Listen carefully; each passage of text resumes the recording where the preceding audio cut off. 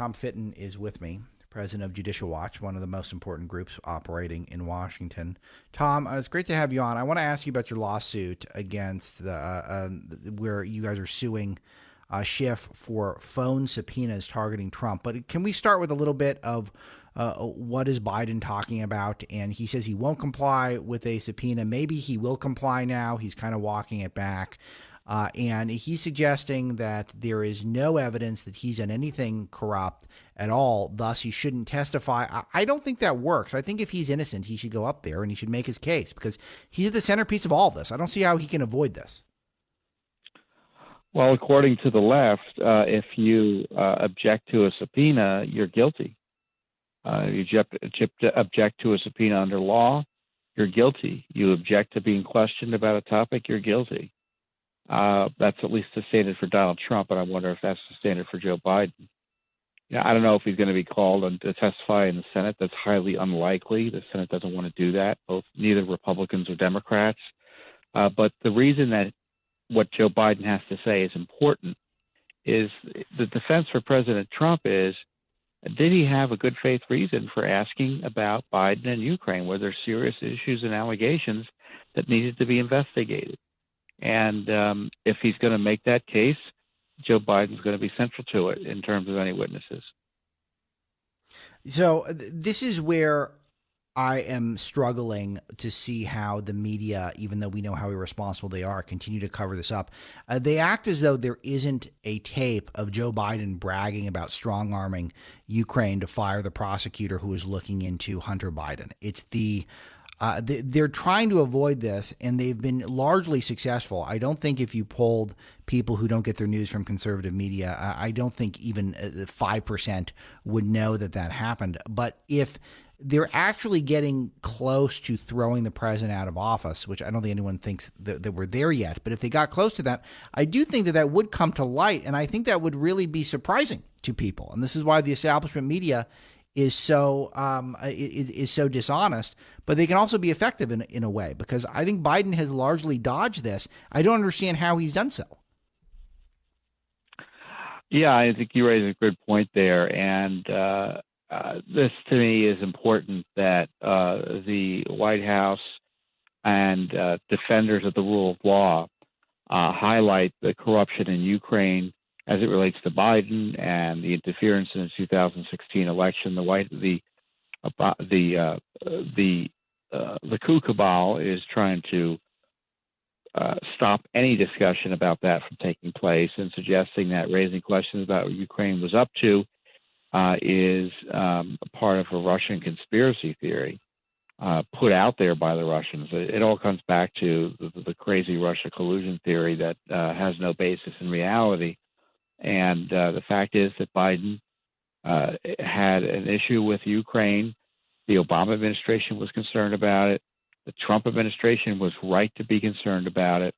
And on top of that, you had Ukraine interfering in the 2016 election in a collusive way with the Democratic National Committee and the Obama administration. And the president was right to ask about it. And I just wish there had been more forthright defenses by the White House and the president's defenders, even in the Hill, that he had every right to ask questions about it, because there is something there. I think you're right on this. Tom Fitton is my guest. He's at Tom Fitton with 2 T's on Twitter. His Twitter is very good. Judicialwatch.org, where he's the president. Let's talk a little bit about the Russia hoax conspiracy and Spygate, where we are on this thing. Oh, by the way, I should note that Elizabeth Warren actually said it would be lawful. It would be a lawful subpoena, and Biden would have to comply with it, which is great to see her note that, because that is it feels like the Democrats tend to protect themselves from one another a lot. But let's turn focus, Tom, to first of all, let's start with your lawsuit. Judicial Watch suing Adam Schiff for phone subpoenas targeting Trump. Explain to us the suit. Well, the Freedom of Information Act, the Open Records Law, doesn't apply to Congress, but we've asked under the general right to access that citizens have for records about the subpoena and anything he found, and because we think it was a wild abuse of power by Adam Schiff, and so we thought it important to bring him into federal court because, of course, he's opposing or has ignored our requests for records about this. Again, this is another abuse of the president and people around him. Rudy Giuliani's phone records were taken up, and they were published, which led to the phone records of Dev Adunas, a member of Congress, being published, Giuliani, Jay Sekulow, John Solomon, the reporter, all of whom had a right to privacy, a right to confidential communications. Certainly the lawyers of the president have a right to confidential communications. The president does have a right to have confidential communications with his lawyers. And all those rights are just rolled over by Adam Schiff. And so we question whether the subpoena was lawful, and certainly it wasn't appropriate not only to obtain the records, but then to publish them. So what can be done about this? What can be done, because we are mostly at this point trying to figure out who can be held accountable for obvious abuses and taking advantage of the American people, using our own government and bureaucracy. And I think in this audience in particular, there's huge skepticism that anything will be done to hold the responsible parties accountable and that any major lessons will be learned. Yeah, I share that concern. This is why Judicial Watch is in existence, because we do things that the official institutions are afraid to do, the establishment's afraid to do. The government doesn't want to hold itself accountable. Congress thinks it's above the law in this regard. And so what we try to do is come up with ways to at least to try to hold them accountable. You know, my view is that Schiff has a lot of liabilities here, both personal and just institutionally there in the House. And so this is just, I think, what will be the first of several lawsuits against him by his victims. Yeah, I hope so. And I think that people need to do what they can to continue to put pressure.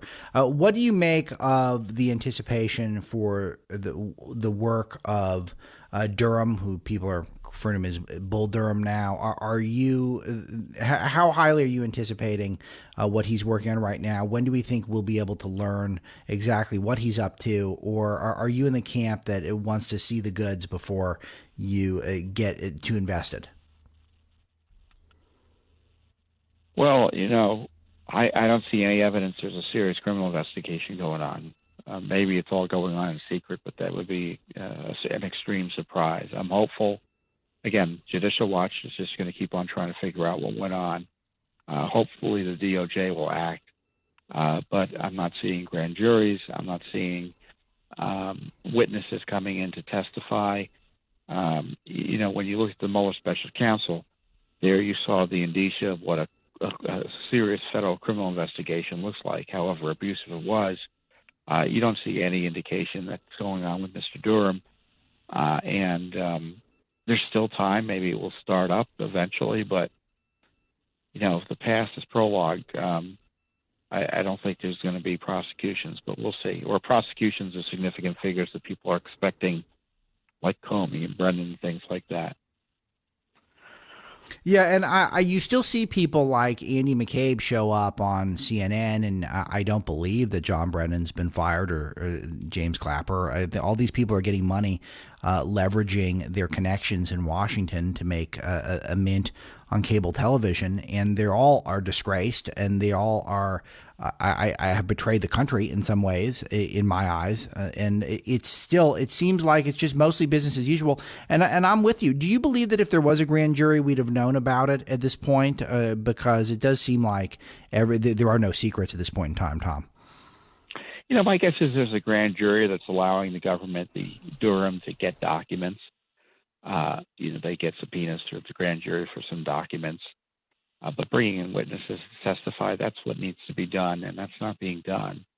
Look, there's a significant criminal conspiracy that took place against the president, then candidate Trump, and the Justice Department is relatively blasé about it. I don't understand it. Certainly the FBI and Director Wray has been trying to minimize the FBI's involvement in this. Certainly. I just, it's the worst corruption scandal in modern American history, and it seems all the institutions in D.C. are asleep at the switch. The president's a crime victim. Certainly, the American people have been targeted as well, because you had these mandarins in the government try to substitute their will by abusing their powers to take out a president, and nothing seemingly is being done about it. Every time I see that Durham's coming out with a report, I think to myself, well, what does that mean? We already have reports. Yes, tons of reports. That's right. Tom Fitton, keep up the great work, my friend. Happy New Year to you. Thanks for joining me. Judicialwatch.org if you guys want to contribute, and I recommend if you're considering that. It's a great idea, and keep it up. We'll talk to you soon. Thank you.